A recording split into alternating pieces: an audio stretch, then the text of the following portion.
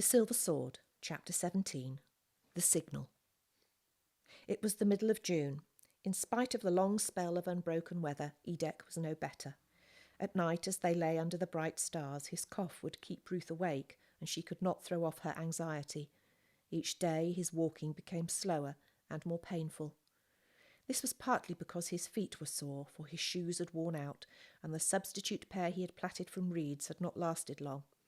Ruth decided he must rest for a week. They found a pleasant site in a meadow by a mill stream. They planned to camp there till she and Jan had earned enough money to buy Edek a new pair of shoes. Ruth took a cleaning job at the local school, while Jan went haymaking, and Edek rested under the trees with Bronya to look after him. All day he lay in the shade, for the sun was scorching hot. At night a chill wind blew, but he was warm, for they had lit a fire for him, and he lay beside it, looking up at the stars that peeped between the willow branches, till he was lulled to sleep by the gentle music of the stream. So he rested well, and ate well too, for there was no shortage of food. Several times Jan had come home from work with a bag full of such food as they had never tasted before: chicken, lobster, salted pork, and luncheon meat. When Ruth asked where it had come from, he said, "From the farmer. He's a generous man." But her suspicions were not quietened, for it was all in tins and labelled in a strange language. "I know he's stealing it," she told Edek. "It's American food, and I think he must get it from the depot. But I don't know. The depot is closely guarded, and I've never seen him anywhere near. If he's thieving, he'll get caught. The Americans don't miss much. There's a hall next to the school and a military court trying cases all day long." "He brought nothing back yesterday or the day before," said Edek. "Perhaps the source has dried up." "He says the farmer has promised him more tomorrow," said Ruth. Edek was determined to clear up the mystery. Without saying a word to Ruth, the next afternoon he went alone to the farm where Jan worked and hid behind a hedge. He saw Jan leave the haymaking before the day's work was over.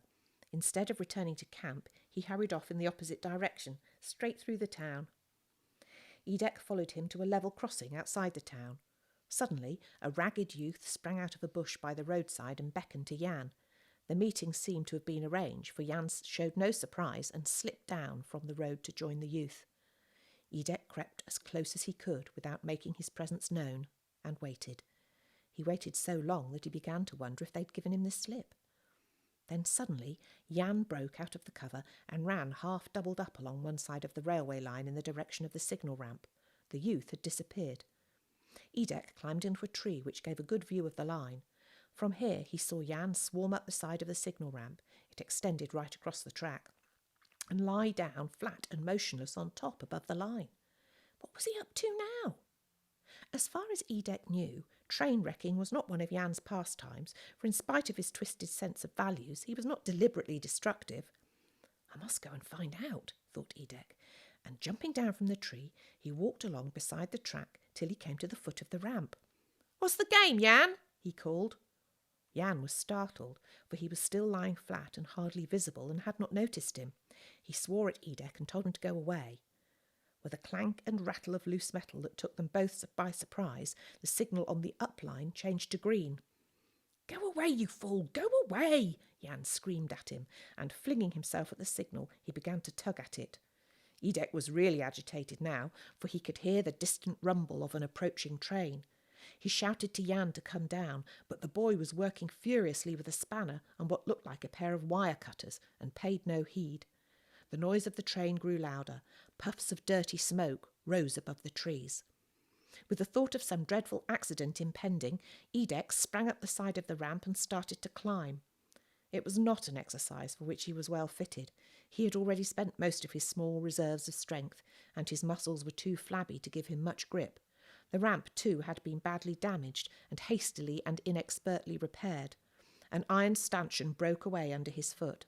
Gasping and coughing, with a great effort, he hung on with his hands and somehow hauled himself up.